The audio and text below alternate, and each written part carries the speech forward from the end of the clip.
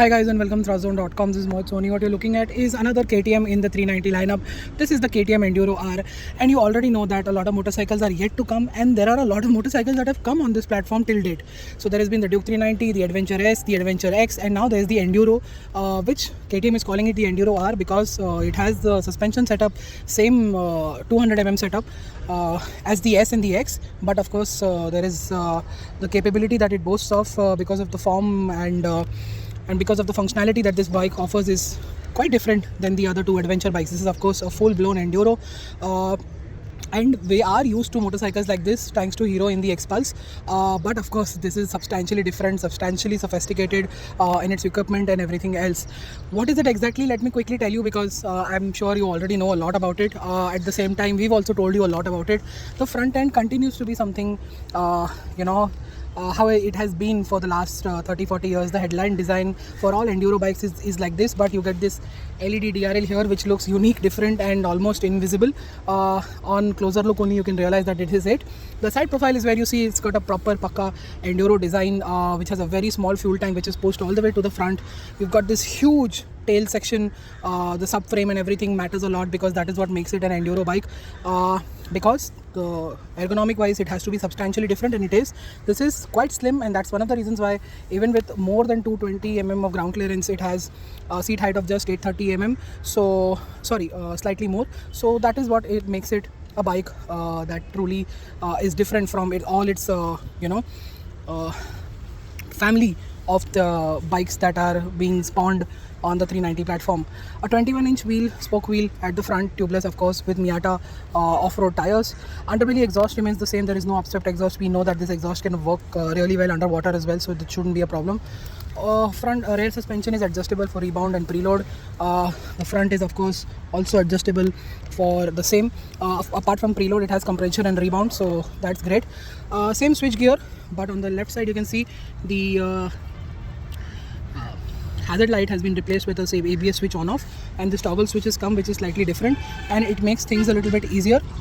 You can go into ride mode and select what you want. You can configure the mode what you want, then you can go into info and see the trip meters. All the details mostly are here, so that's great. There is navigation of course, audio settings and everything, and it has a habit of showing zero fuel even if it has a good amount of fuel on the inside, because the sensors seem to be reacting differently than the Adventure S and X. And yeah, it has traction control, it has switchable ABS, it has a dedicated button for it. You still have adjustable levers on both sides, and this seat that is actually quite brilliant. We know it will get better with a couple of thousand kilometers, even if it's quite hard. You've got the off-road dedicated pegs, and yeah, rear seat seems to be just about okay for everyday purpose, not long distance at all. Of course this bike is not meant for long distance in the first place. There is no wind protection at all, and a smaller fuel tank of 9 liters over 15 liters that we've seen in the Adventure series of bikes. Quite simply, how is it like to ride? What have I noticed while riding? This is one of the few road test reviews you will find, because a lot of the reviews were just off-road focused. We spent some time, done a couple of 100 kilometers on it to tell you all about it, so let's find out. So guys, what is the KTM Enduro 390 like to ride? Well, of course, after riding the KTM Adventure S and the X and the Duke, of course, I have a very strong and a very quick impression of what the Enduro is all about. In my first drive, and of course this is a road test as well, what I found out that this is a very similar motorcycle in terms of underpinnings and on paper, but when it is when the time is there to ride it on the road and on the beaten tracks, what I've really found out that is substantially different than what we ever anticipated, because this feels like a proper dirt bike. The seat is completely flat, the tank remains the same, but it is just 9 liters, and it looks a little bit smaller as well, so you sit quite ahead to the front. The handlebar positioning also is different. The handlebar in fact is very different than any other motorcycle on this platform, and what this does is gives you that absolute feedback from the front end, which is absolutely necessary while going off-roading, because the kind of ergonomics that this bike has, like I explained to you earlier, makes this bike what it stands for, what the name is, the Enduro R.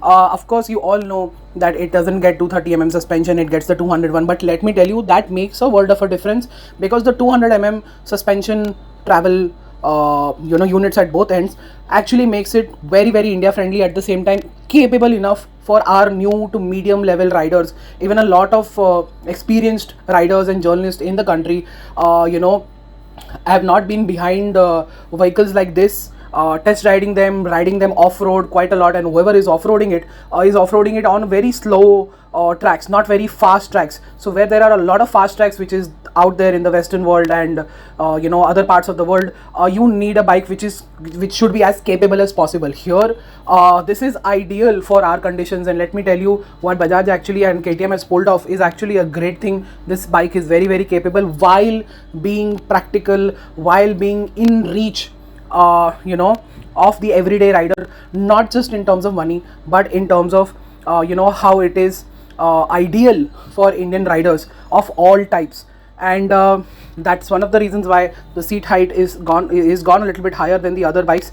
But then again, my 5'11" height, I could get the feet down, and it's got a very very slim frame. As we all know, the subframe makes a lot of sense in this bike, and that's the reason why a lot of people, let's say 5'6", 5'7" onwards, will be able to get their feet down rather easily. If they are of normal weight, your inseam basically should be as small as possible so that you can get your feet down quickly, and that's actually a great thing on the Enduro, and that is what makes it different. The engine, of course, it has been a little bit geared differently, so power and torque is almost immediately available off the line, and this bike just loves to wheelie because of that, because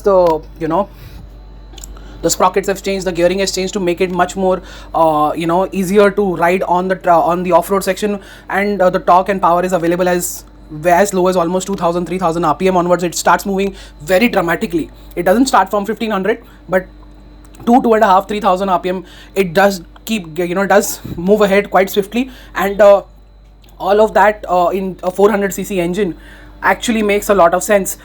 It doesn't need to start at 1500 rpm in the first place. So when you're going off-roading, you will really appreciate the low end and mid-range torque this bike has. At the same time, if you're riding on the road, you will enjoy that this bike has the kind of capability of cruising at 100-120 kilometers an hour very easily.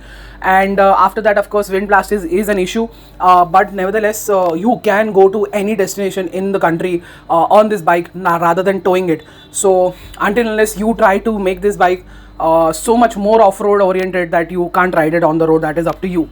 So engine refinement very good, torque, power, availability excellent. Mind you, this bike is not for leaning over in ghat sections or all of that. It is meant for you to take out your leg and do some off-road things, as you might have seen in the footage from KTM and everything else. That is what the bike is made of. Don't try to lean over in ghats and all over that, sweepers and everything, because you might feel a little bit disoriented and all of that. So if you have majority of on-road riding, please choose the other bikes. This is primarily for off-roading, and this is something that will just take you to that destination and come back. It might not be an ideal fun bike in the corners, despite it is stable, it is smooth, but don't expect over the top cornering capabilities that you can go quite fast on the corners or something like that. It will do it, but it isn't going to be out and out corner carver or something like that. So please bear that in mind.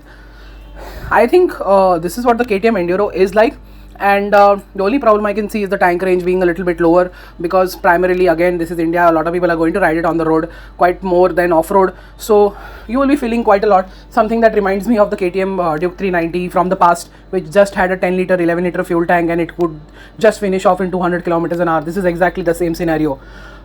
Pricing quite impressive. Bajaj has pulled off a very nice feat, but they should have removed the R logo. They should have just called it the Enduro. Called the Enduro. R could have come sometime later, and that would have been actually quite great. That would have given KTM much more leverage, but I think they've chosen the other way around. Press, negative or positive, it's all press, and I think that is what the mantra is right now. And but people have actually realized that it actually makes a lot of sense. So kudos to KTM for getting it right one way or the other. And yeah, quite happy to see a fourth version of this bike, and so many more to come, including my absolute favorite, the SMC series that is going to come next. Can't wait for that. And right now, highly recommend the Enduro. If you have off-road dreams, you can do it all. And this bike is extremely capable with the ground clearance, with the suspension setup and everything. If you are really an absolute off-road junkie, wait for the international spec version to launch in India. Meanwhile, do check out this bike first. Try and understand what this is, then get on the original R and see what you think is best for you. Until then, thank you so much for watching. See you next time in the next video. Goodbye.